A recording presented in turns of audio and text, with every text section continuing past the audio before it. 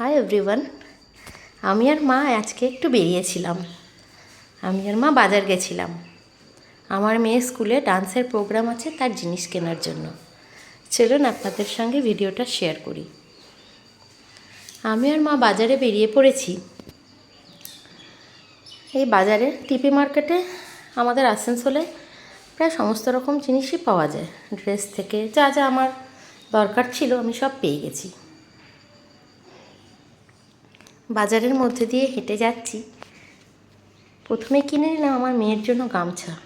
ওর এই ডান্সের জন্য দুটো গামছার দরকার। বাড়িতে পুরনো গামছা ভালো ছিল না, তাই ভাবলাম যখন প্রোগ্রাম হচ্ছে নতুনই কিনে নিয়ে যাই।